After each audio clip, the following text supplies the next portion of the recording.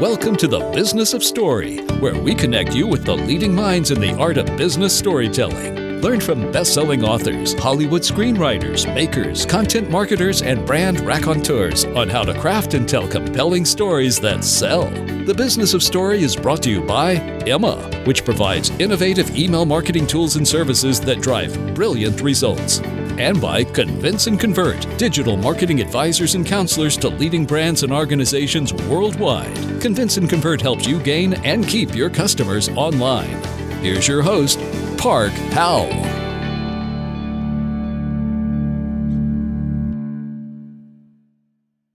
Hey, welcome to Business of Story. Park Howell here, per usual, and I am so glad that you are here with me as well. We've got a terrific show for you today. You know, so often we're talking about story structure, the universal approach to storytelling and how to use it in all these different areas. Well, today we have a guest that is going to help us with our strategy around getting our stories heard. His name is Jantsch. He's been in the advertising marketing world for more than 3 decades, about the same age as I am, I guess.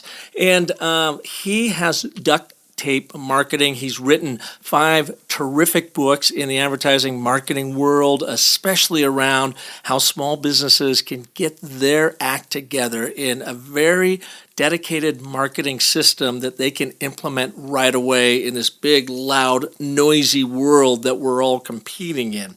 And it's great having John on because we haven't really covered this particular topic on Business of Story. That is, again, the topic of the strategies behind getting your stories heard.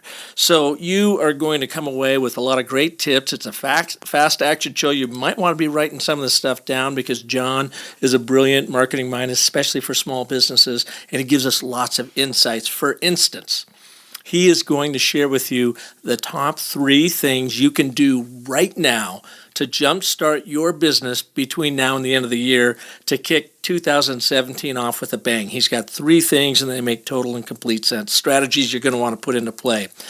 When it comes to story, he talks a lot about the uniqueness and remarkability of your brand offering. And sometimes we're all so close to that we don't know what we do best. And it often takes folks like John and myself to show up and help you understand what that is.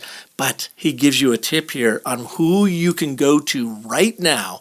Some of your most trusted advisors that you might not even realize are a trusted advisor. Interview them, and I think you're going to find your story come together through what makes you truly unique and remarkable, and it might surprise you what you find out. We're also going to cover in this show the 3 biggest mistakes brands tend to make in their brand storytelling. And finally, we're going to finish up with what does Bruce Springsteen, the boss, know about storytelling after all of these decades of wowing his fans and this aha moment he had that showed up in his recent autobiography, and what you can learn from that and put that into play right away for your brand story. So great to have you here again today, Business of Story, and I would say, I guess, without further ado, let's jump right into this episode with John Jantsch of Duct Tape Marketing. Hey, John, welcome to Business of Story. Glad to be here, Park. Man, it's really, really great to have you here. We got a chance to get connected a few weeks back. You were very kind and brought me in. I did a Business of Story workshop for your group at the Cultivate conference. And what a bunch of nice, terrific people. And it was great to finally meet you. I've heard so much about you over the years. Well, thanks. Well, that whole idea of story is something that we've been talking about probably for the last year a lot. And so it was just really awesome. You tied it together and really, sometimes bringing in somebody with a different perspective, but one that reinforces what you've been teaching and preaching is really a great way to cement some things. Oh, good. Well, I'm glad. I heard a lot of feedback, got a lot of feedback from a number of the people there, and it's so much fun working with professional communicators around story because I get this wonderful cerebral conflict. On one hand, they're already really good at it. They just don't know why. And then once you kind of take them through the process, they go, oh, okay, I get it. Now I see why that works. And they kind of see the science behind it, and that's always a lot of fun to do. So thank you again for having me a part of the group. Well, it was to our benefit for sure. Thanks. Well, tell us a little bit about you. I mean, you have been at this brand, story content marketing, duct tape marketing game for a long time, and you've done a beautiful job of pulling together a complete system about how to help small businesses in particular put together their marketing system, and even more so, how to help other agencies and professional communicators use this same program to be successful for their clients. So give us a little bit of your backstory. Well, yeah, of course, I have to be very cognizant of telling stories here at this particular show. But, the story of the duct tape marketing brand is really one born out of frustration. I started my own marketing consulting firm coming up on 3 decades ago. And at some point early on, found that I really enjoyed working with small business owners. But for anybody listening who has done so can attest, that can be very difficult to work with. I mean, they have the same needs and challenges, but never the same budgets and not even attention spans. And so to solve that frustration of wanting to work with small businesses, I said, I've got to create this approach that allows them to say yes or no very quickly. So I can walk in and say, here's what I'm going to do. Here's what you're going to do. Here are the results we hope we can get. And by the way, here's what it costs. And immediately I was struck by the fact that in an attempt to solve my greatest frustration, I was actually hitting home on one of the greatest frustrations with small business owners. It's actually hard to buy marketing services as a small business. I mean, there's everybody selling a piece of the puzzle, but few that are trying to bring you a completely integrated approach based on strategy. Everybody wants to sell you SEO and social media and content and pay-per-click advertising. And so I quickly built my practice as a solopreneur at that time based on this idea of a very systematic approach to marketing. And so over the years now, I have been able to take that approach, which still is somewhat revolutionary, and bring it to independent marketing consultants around the world who want to leverage that approach and the tools and the resources that I've built, but also form a network of consultants who are all speaking the same language and advising and mentoring each other and collaborating. And so that the Duct Tape Marketing Consultant Network now is working with at any given day, thousands of small business owners, helping them install a small business marketing system. And you say it's born out of frustration, which is great because, of course, as you know, all story is about conflict. So without that frustration, there was nothing that you could really live into. So you've done this for them. The greatest frustration for a small business is what? Just that there's not the providers out there that can give them the whole enchilada?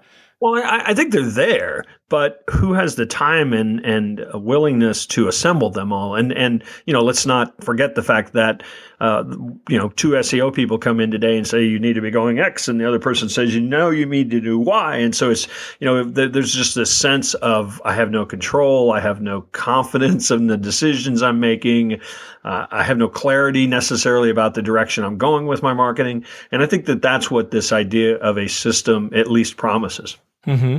And one thing I found working with small businesses, I'm curious if you see this too, and although, as you said, they don't necessarily have the budgets or the attention span, I do find them extraordinarily appreciative, much more so quite often than the very large accounts that you're working with, that when you can find something that really works for them, that they love you. I mean, they'll keep you in the fold forever.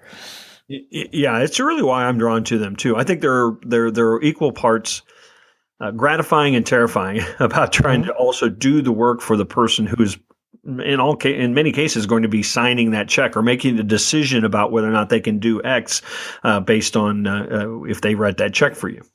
So with duct tape marketing and the fact that we have so many different channels to choose from in this day and age for marketing, it's not like the past where we had radio, TV, outdoor print, events, and some public relations maybe.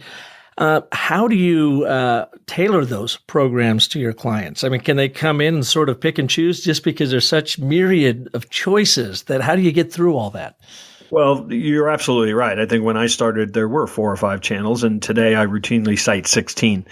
And what we try to do is, in a lot of ways, the channels choose themselves based on your strategy. And so if you create an effective strategy around an ideal client, around communicating, what it is that you do that's both unique and remarkable, and then you set objectives for the business, it actually becomes pretty easy then to choose the 3 or 4 channels at most that you should be going deeply into. And I think that one of the things we do is try to actually get our clients to do less or to think about less. So let's find and almost all small businesses I've worked with, let's find the one channel that is the most potent, that you get the most bang for your buck. And let's think about adding other channels that help you amplify that, as opposed to fragmenting your message or your efforts. Mm-hmm. For example, many small businesses, especially founder-driven small businesses, their greatest channel is sales. Let's face it. The founder goes out there, is able to tell the story, is able to close the deals, and many people initially are drawn to that and become very loyal to the organization based on the experience that they have, starting with the sales process. And so for a lot of folks, instead of then saying, okay, maybe we're kind of done what we can do, in that channel, let's go to social media and let's do SEO and let's do advertising. Those all may be great choices, but let's first start thinking about how we can use these channels like advertising and content marketing to amplify the success we have in sales. Let's make our salespeople authorities. Let's give them better tools that they can use to attract prospects and to nurture prospects and to move prospects along the journey, as opposed to just simply saying, okay, we have to be in all these separate silos. So, and do you find that a lot, where you've got a lot of clients out there that saying, hey, we need to be on Facebook, Twitter, Instagram, LinkedIn, you name it. Plus, we got to be doing live video, and we got to get our blog up and running, and we got to do a podcast. I think it seems to me that is a tendency of all of us. I know I fall into that trap sometimes of, oh my God, I got to be everywhere, when it's really the focus we're looking for. It absolutely is. And it's very hard, because you're right. I memean, the siren call of all the next new things, is really loud. It's really tough. And so that's one of the things that I think, in a lot of ways, people sort of feel relief when I come in and say, no, we're going to do less. We're going to, these all might make sense, but this quarter, this is all you can get done. Mm-hmm. This is all you can get done effectively. Let's, focus our attention there. Let's experiment there. Let's find ways to make what's already working better. And that does actually offer some amount of relief, because you're right. It's probably the greatest amount of source of stress, quite frankly, is that people feel like they are missing out if they're not everywhere. Well, we had Joe Polizzi on the show a few weeks ago, or now it's a couple of months back, I guess, of the Content Marketing Institute. And I was always surprised to hear him say, do one thing and do it really, really well. And if that's writing a blog, once a week on Monday and making sure you post it by 2 p.m. Mountain Standard Time, do that and do it well for at least 16 months to start building that. And it's just funny, because we are barraged with opportunities, but we have to really focus on which channel that is best. And it sounds like Duct Tape does that for you. Yeah, and I think part of it too is that we get tired of stuff. We want like the new magic superpower bullet, and we as advertisers, you mean, or marketers? Marketers, business owners. I mean, we're all the same. It's like, okay, I've been doing that. How many times have you heard an advertiser say, or a client say, I'm tired of that message, let's change something else? And it's like, yeah, but it's working. Mm-hmm. But we get tired of it. And I think that, in fact, the number one way for me to jumpstart a business, when somebody comes in and says, look, you have got 30 days or you're out of here, mm-hmm. I wouldn't build a blog, and I wouldn't necessarily create a Facebook platform for them. I would actually reach out to their existing customers and past customers and figure out how I could do something more with them or reactivate them. And that is boring and unsexy as it sounds, is absolutely the number one way that we immediately jumpstart most businesses we work with. That's great. What are number 2 and number 3?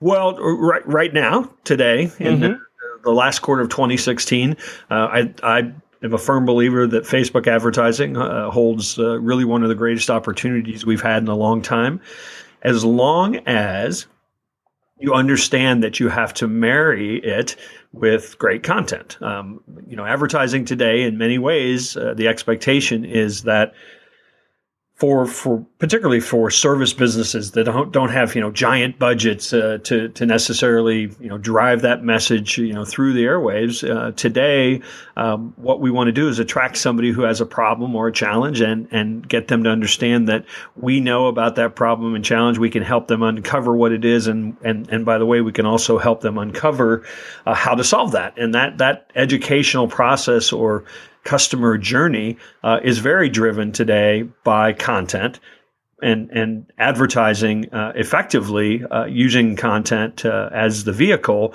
is a great way to do it. And number 3, I like number 1, you go back after your existing, or old clients, if you get them back in the fold, Facebook advertising. Do you have a third one people can think about? Yeah, so the third area that we really like to focus on, and it's 2 degrees, because in some cases you can make an impact, other cases you have to burn the house down, but it is their website. Focusing on converting 1 to 2 to 3%, more of the traffic that is coming to their website, and a conversion can be pretty much anything, to an appointment, to a sign up, to a purchase.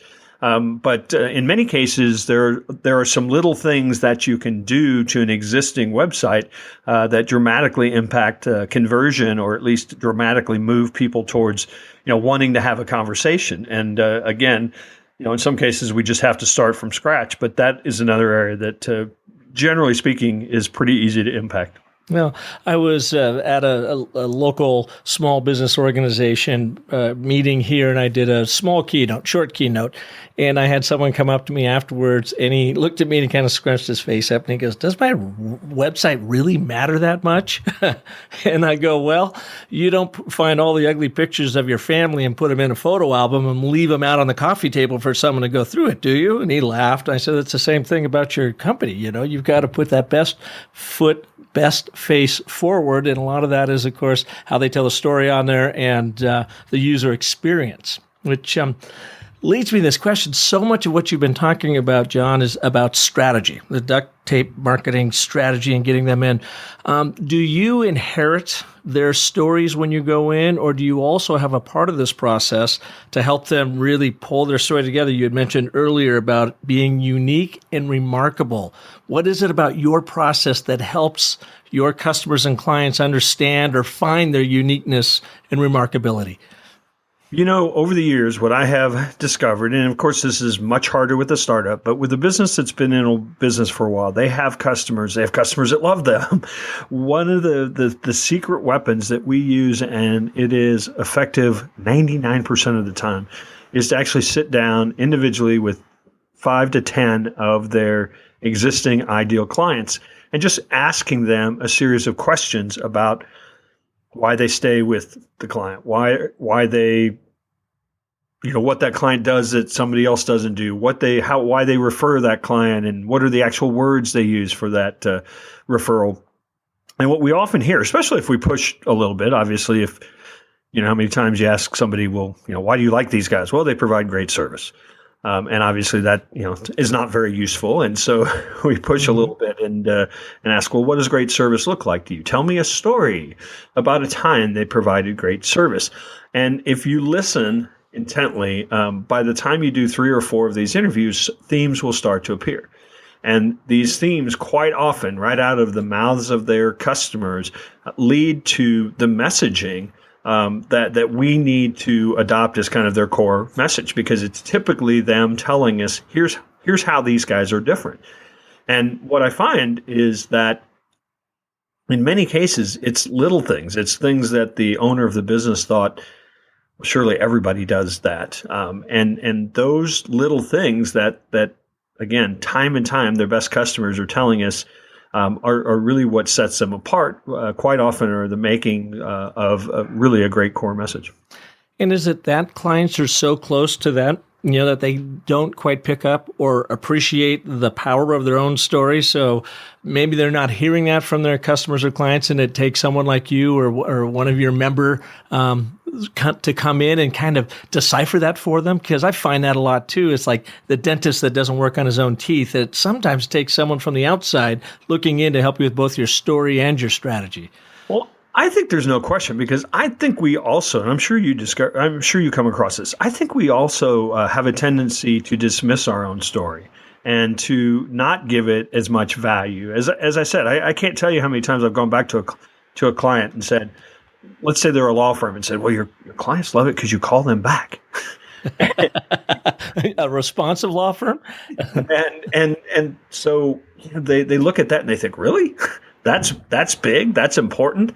And again, I think that a lot of it's just helping them recognize, what they do. There is a percentage of the market that truly values that, and that message alone, might help them tap into the frustration that other people are feeling dealing with a similar business.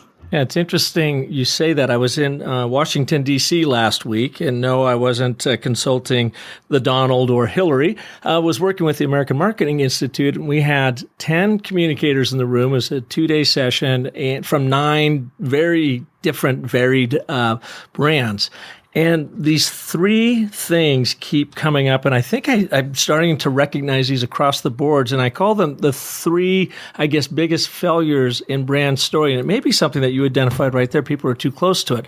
Number 1 is, and I'm curious if you come across this as well through your work, brands are always placing themselves at the center of the story, when it's really their audience, their customers that are the center of the story. And to me, it just seems so obvious anymore. But man, I'm surprised. It's such an aha moment that is in 80% of the people sitting in my workshops. Number 2, I hear them say they will always default to telling stories about what they make versus what they make happen in people's lives. So they get very enamored with the features, benefits, nuts and bolts of how they've pulled something together, and look at this shiny object. Isn't it great? When they should really be talking about what that shiny object actually does to improve or empower an audience. And then the third one is coming back to this idea of conflict. They all love to leave the conflict out. Let me introduce myself to you, and then let me sell you something, versus getting that prospect deep in that sales journey cycle of, here's the setup, here's the problem I'm assuming that you're having, or I can feel with you, I have empathy for that you're going through, and therefore here is my solution. But they leave out the problem for whatever reason. So I don't know. It's something that just keeps resonating every time I give these presentations. Those seem to be the 3 primary areas people miss in their brand storytelling. Have you seen anything like that? Well, I'd say it every day. And I think part of it's because there's this feeling, by people that aren't necessarily marketers, that's what you have to do to market, is you have to tell people about your stuff. But one of the things that I started working with, I bet it's 12, 15 years ago, is as part of the content that they would put on their website, I had them try to create what I called your marketing story. And this was typically, because I worked with individual owners quite often, this was typically, once they got to it, of course, took about 4 drafts, but once they got to it, it typically was a personal story. And they had a lot of, fortunately, we're getting around to where people are okay with that. But 15 years ago, that was a very hard thing to ask a business owner to even talk about, was their personal story, because they felt it had no place in business, even if it actually was a very telling story about why they do what they do and why they're so passionate about what they do. And I think that is a part of the challenge that a lot of businesses have. I mean, they are very close to the story, and quite often the story reveals something about them, or needs to reveal something about them that's very personal. And I think that most people are uncomfortable with that until they have a very positive experience about the power of story and using story in their messaging. And so I think that's a challenge. A lot of people feel like telling my personal story makes it about me when I'm trying to tell something that's about them. Okay, so let's apply this to you in duct tape marketing. Have you found yourself now a little bit more open to sharing your personal side as to why you pulled this together when you were going in to talk to a new prospect? Yeah, absolutely. And I will say, for my own, since we're turning the spotlight on my challenge, there were a lot of years I did this. I didn't realize that part of the story myself. And it was really until I tell this, Jess got to hear part. Well, I know you got to hear one line of this story when she was in Fort Lauderdale when I was at Heroic Public Speaking. You guys were just at Michael Port's big event last week, right? Yeah, and I tell a story about one of the kind of pivotal points in my career that involved an FBI subpoena for a grand jury. And I won't tell the whole story here, but it really was a turning point for me to realize, I have to choose it was actually turned out it was a client that was doing something that got them in trouble. Fortunately, I knew nothing, and it was of no use to anyone. but it really was a turning point in my career because it was a point where I wasn't doing anything illegal, but I had a sense they were, and yet I did the business and took the money and went on my way. And it was very much a turning point for me to realize that, hey, I am in charge of who I work with. I have to pick who I work with. I have to respect who I work with. I have to, share values with who I work with. And that was the point at which I really just, made the pivot to say, I'm only going to work with small business owners, for that reason. And it influenced really, I think a great deal of what I bring to the marketing and advising that I do. So that, But it took me a while to realize that in a way that I could actually articulate it as a message that would help somebody understand why I do what I do and why I'm so passionate about it. Yeah. Well, that's great, John. I'd like to take a break here for our sponsors to tell their stories. And when you come back, I'd like to learn a little more about your other books that you've written, the Referral Engine and the Commitment Engine, and how all of this works together for small businesses to help them really understand, own their story, and share it through strategies that actually make sense for them. So if you got a little more time, let's do that right after these messages. Hey, if you like what you're hearing here on Business of Story, then you are going to love Definitive, the email from Convince and Convert that many marketers say is the most useful resource around. Each day, the team at Convince and Convert picks a topic and sends you the 3 best resources ever created about that topic. It's topical, it's timely, it's useful, so go to definitivedigest.com and subscribe for free right now. Hey, I've got a question for you. What's the best call to action button color on your website? Yeah, you probably didn't see that one coming, did you? Well, what's the best shape and sizes of your CTA buttons? And what copy gets more clicks? These questions have interrupted my sleep patterns for weeks now, until I downloaded a helpful new email marketing guide from Emma called Why We Click: The Psychology Behind a Great Call to Action. You'll learn how applying just a little bit of brain science can transform your CTA buttons into small but mighty conversion powerhouses. It covers the button color, copy, and placement that helps skyrocket click rates. Check it out at myemma.com/click. Emma helps marketers everywhere send smart, stylish email newsletters, promotions, and automated campaigns, and to help us all rest a little easier knowing our email marketing is doing its job. So check out their new publication at myemma.com/click. You, like all business leaders and communicators, have an important brand story to tell, but it's probably not being heard. There's just too much competition for our attention, unless, of course, you tell a better story. For over a year now, I have connected you with more than 50 international story artists through this podcast to help you craft your ideal brand story for the growth of your enterprise and your people. Did you know I'm also available to you for speaking engagements, brand and leadership story workshops, even for one-on-one Skype or telephone brand story strategy consults?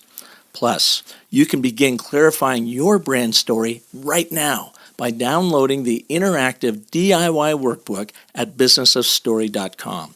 You see, your sales don't have to be comedies or tragedies. You can make them epic by clarifying your brand story and connecting with audiences and customers like never before. So download your workbook today at businessofstory.com.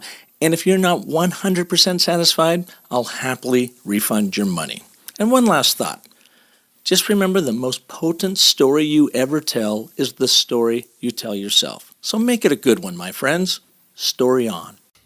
Hey, welcome back to Business of Story. And our guest today, John Jantsch of Duct Tape marketing fame. But, he's also famous for a few other things. He's been writing really tremendous books. He has The Referral Engine, Teaching Your Business to Market Itself, The Commitment Engine, Making Work Worth It, and then a brand new book out just now, a few weeks ago, I guess, SEO for Growth, The Ultimate Search Engine Optimization Guide for Marketers, Entrepreneurs, and Web Designers. Man, you have been prolific, John.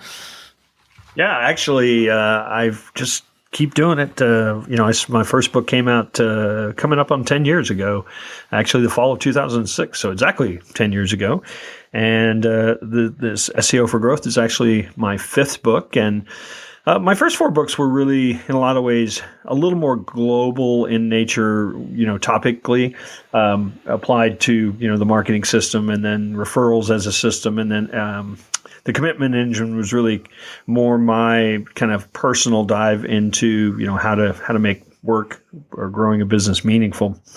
SEO for Growth was really written because I think SEO has evolved tremendously, and it's moved into a different area of marketing. And I see a lot of marketers in particular talking about how SEO is dead, and really the only thing that's dead about it is the way in which it used to be practiced, the way in which people would use SEO tactics to trick search engines. And today, I believe SEO has actually moved to the strategic level, and that you have to actually make decisions about your website, about what it's going to look like, how it's going to be architected, the content that is actually going to go on the site. I think those decisions all have to be made really at the strategic level when you are creating a marketing plan, and not, the days of when you would get somebody, a web designer, to go out and create a pretty site, and then you would fill it up with words, and then you'd go SEO it. You'd get somebody else to come in and optimize it.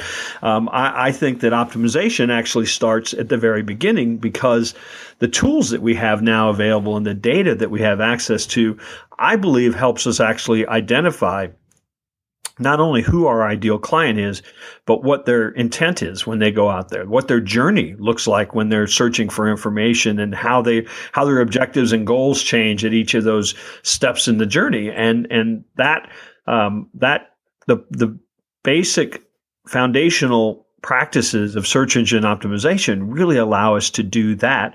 And if we do that correctly, then we not only build a website, but we build what we've been calling a marketing activated website, a tool that is going to be the center and hub of your marketing activity, as opposed to a brochure. Can you give us some ideas? I mean, what are some of the low-hanging fruit that you look at first and foremost, or that we could go to our own sites and ask ourselves those questions of how well it's working or designed to work? Well, the first couple nuggets, I mean, it certainly depends. Are you a local business? Are you selling to consumers? Are you selling to businesses? I mean, those are all elements in consideration, because there are some specific considerations for say a local business who, Google and showing up in your Google My Business page and having reviews are really almost everything. Because for a local business today, 75, 80% of the searches are done when somebody's standing on a street corner with a mobile device. And they typically have very high intent, and they typically go to the business that they find in that 3-pack or in that that first page of Google only. Many local businesses are almost living and dying now by their ability to show up in the search engines. So there are considerations specifically for local businesses. But if I were going to come to any website, the very first thing I would do, and the very first thing we do, is to really go out there and do keywords research for their industry or for their products or for the problems that they solve. And what we're trying to do is understand what are the actual search terms and phrases people are using. What are the questions they're asking around, those terms? because we're going to actually build a website. We're going to optimize a homepage, and we're going to build an entire website, based on the foundational themes that we find that we believe, attribute to that business. And then we're going to really develop our entire editorial calendar around expanding those themes into broader terms. So really understanding, of course, the keywords. Then when you get into architecting and building that site out, has much changed there on how you go about that? Well, there's certainly, good code is more important than ever to the search engines. So, using a content management system like WordPress is actually very, very important. I believe just from a foundational code standpoint, but then using tools and plugins that actually allow you to optimize elements, on every page or on every blog post around your strategy for your themes and your keyword research that you've done are certainly key elements. And I don't know how deep in the weeds you want to get here, but things like schema, which is just a microdata format that is just it appears on a page as some different tags for HTML that actually allows Google to understand a little more about the meaning of the words on your pages. So if something is a book title, or if something is a movie title, or a recipe, or a review, or an author's name, or an address, there's special coding now that really needs to be part of the markup of any page to help Google further decipher. So there are some technical elements, but there are also some very strategic elements. And when you start digging, diving into the weeds like that with your group and through duct tape marketing and your member agencies, do they actually have to bring other folks in, or is that all a part of your program? And this new book shows you how to do that sort of thing? Because in my story mind, I just blow up at that point. I'm like, schema? What? No, let me find somebody else and let them do that. Yeah, no question. We wrote this book really so people like yourself would actually know how to buy SEO services. Gotcha. And know the right questions to ask. This book, SEO for Growth, was not written for an SEO pro to learn some new tips and hacks. It's really written, as the subtitle talks about, we're targeting web designers who I think have, unfortunately, in some cases, been left behind because they can't build a website that's actually going to be a truly optimized and functioning site unless they understand the fundamentals of SEO. And so we're really, after that, marketers and entrepreneurs, we want them to understand the fundamentals of SEO and how SEO has changed and become a strategic element so that they can then go out there and hire a company and not get ripped off, and hire a company that is asking the right questions as opposed to coming in and guaranteeing you placement on Google, which unfortunately many companies are still doing. Mm-hmm. And with the availability now, some really amazing templates, through WordPress or Weebly or any number of providers that you can go out and pluck a template off the wall and populate it with your content. Does that actually play against you in the SEO game? I mean, it looks great and you can tell your stories on there, but is it really optimized to the point that you want it to be able to be standing out in these search ranks? I don't believe that really any of it. I mean, even certainly the free templates, that are drag and drop and make it very easy for you to make something that looks good. There are compromises made in the back end code for that, obviously, to work. Right. And those compromises dramatically impact in a negative way your search engine optimization efforts. WordPress is a great starting point, but you also then need to be working with somebody, a designer or somebody who can take a premium theme and alter it in a way that is going to actually have positive results on your SEO. Those are still important elements. Yeah, so we're going from the left brain, at least for me, when you get into all that sort of thing. That's very left brain engineering, analytical. Let's make these dots connect, and then jumping over the right brain when you're bringing the stories together to show them, to share them on your site.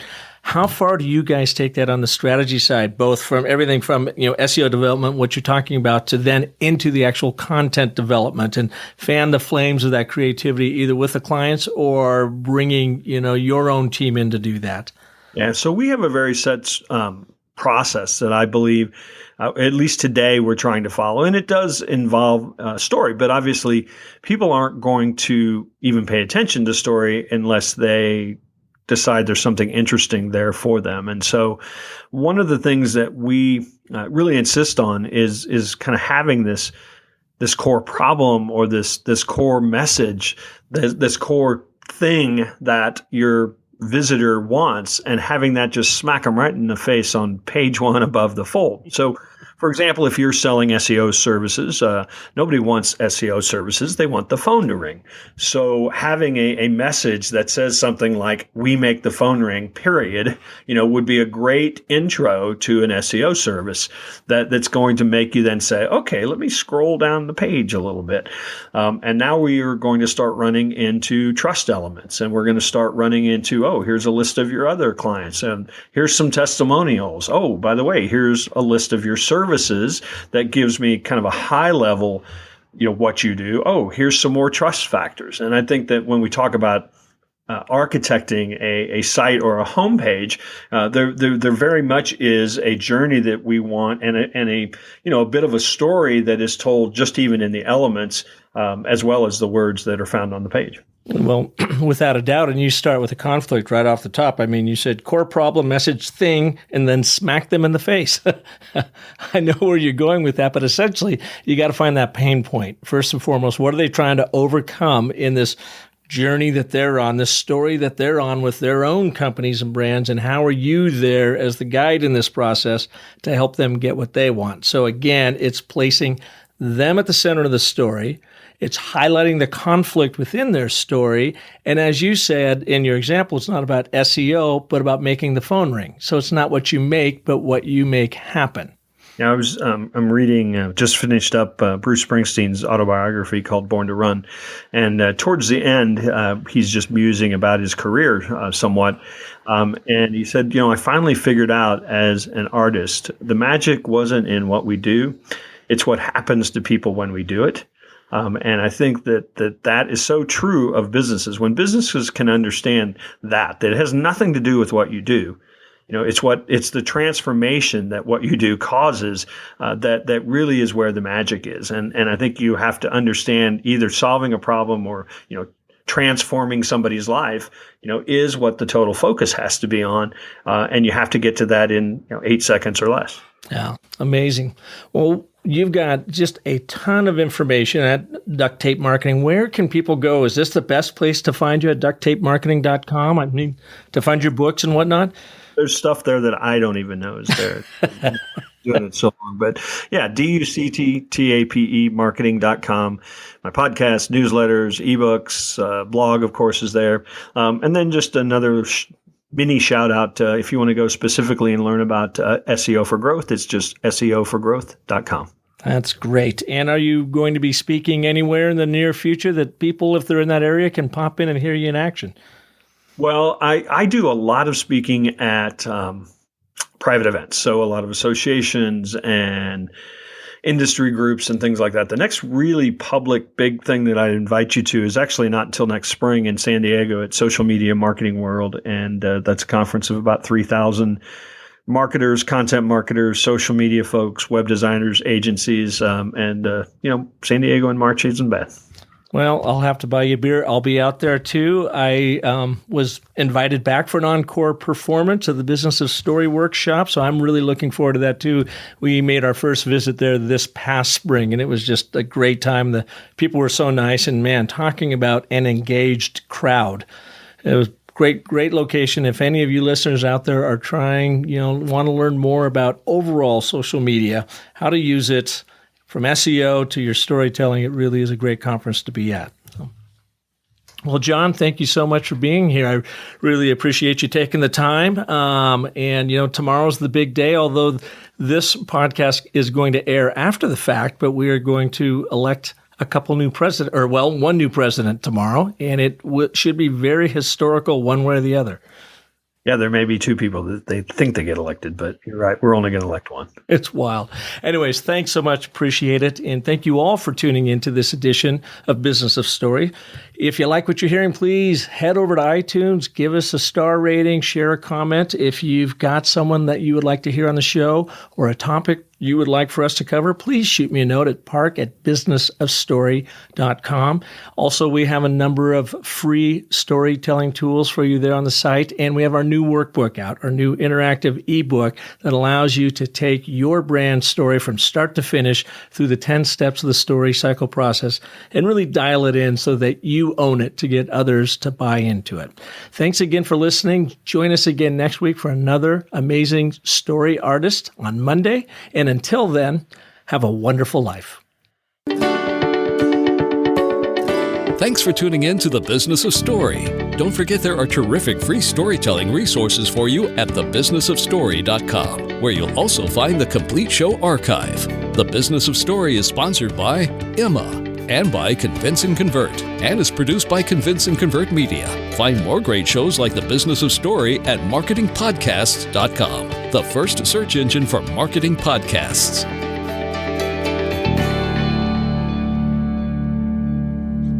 Podcast imaging by